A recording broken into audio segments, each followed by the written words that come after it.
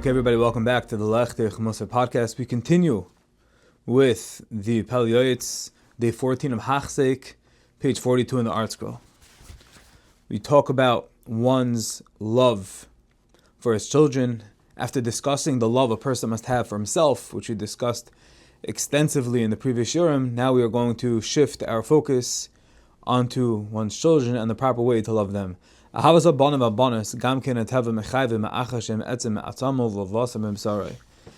one's children and having feelings of love for them is naturally ingrained in a person, and the reason is because children are a toilada, their offspring, they're literally a piece, they're etzem atzamai, his bones and flesh, and therefore it's natural, it's innate for one to love his children.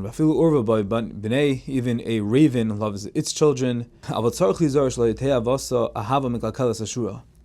it's very important that a person be careful that his love does not interrupt the correct order for things.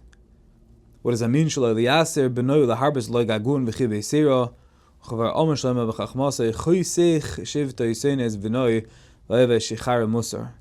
A person has to realize that as much as they love their children, as much as they want to shower them, bathe them, whichever adjective you would like to fill in for love of your children, excessive closeness and love, one has to be wary. Not to say don't do it, not to practice that, not to exercise our boundless love. We talk about how HaKadosh Baruch Hu loves us and we have a mitzvah of the halachta b'derachov. But at the same time, the Pele Yoeitz is cautioning us to be careful from what Shlomo Melech writes in Mishlei. It says in the pasuk,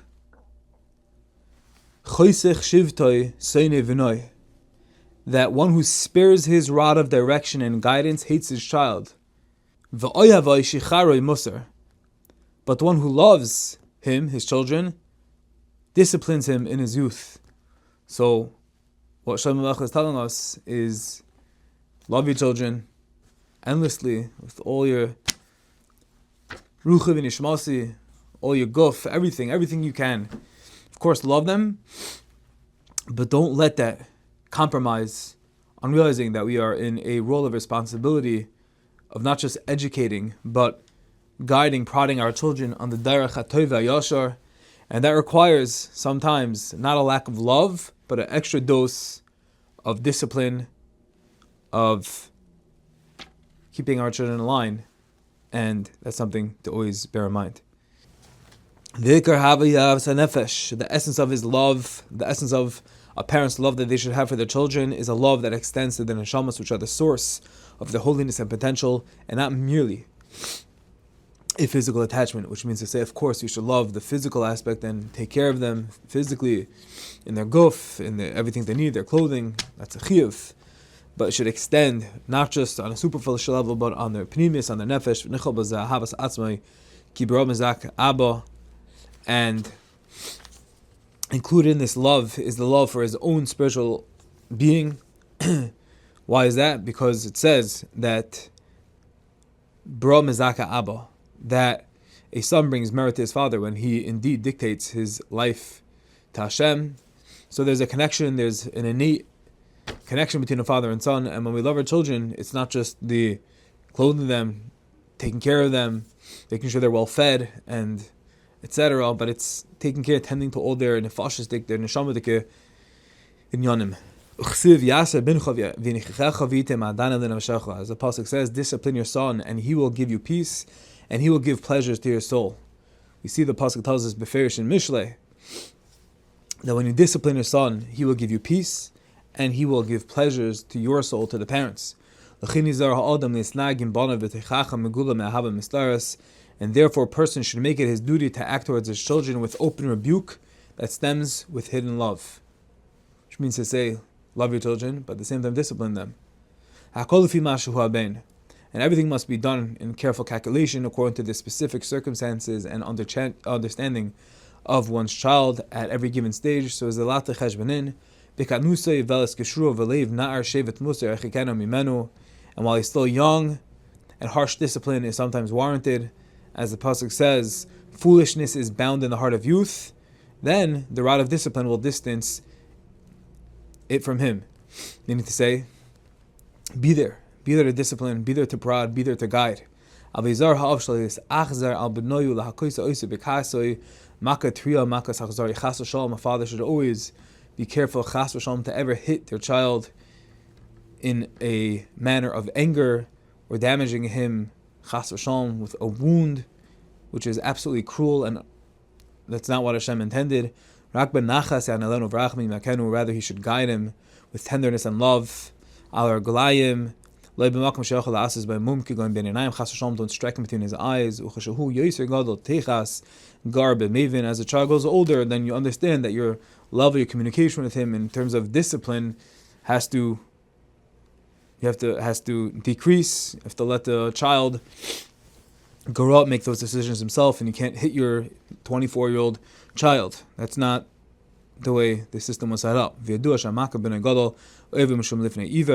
And furthermore, one who strikes his grown son transgresses the prohibition of lifnei iver, because you're putting your son in a difficult, impossible position, because at that point you lay off, hands off. The son is a grown man, and now your job is just to daven to Kadosh Baruch Hu and give him techach, give him musar, talk to him as a man, don't smack him as a child, even with love. And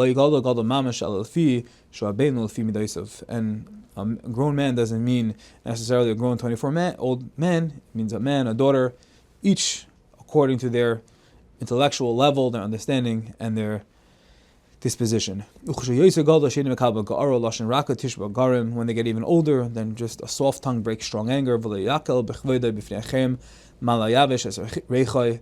when the child gets older, always be sure when you're in a public place never to treat your child in a disrespectful, degrading manner, to sully their image, because that's only going to backfire. And obviously, if your goal is to be mechanechem and to bring him closer to Kadosh Baruch Hu, more often than not, that's going to accomplish just the opposite. That's going to be marchik, that's going to send the child away from what we have in mind, what we intended.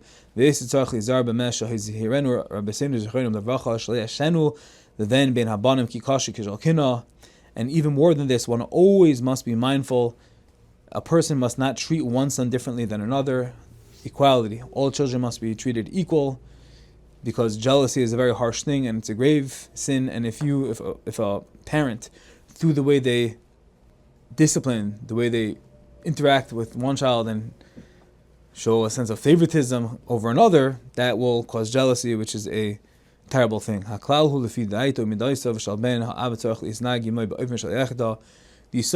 overall principle is the father has to do things with das, with Jarashow, with clarity, and be mechanech his children in a way that's appropriate. And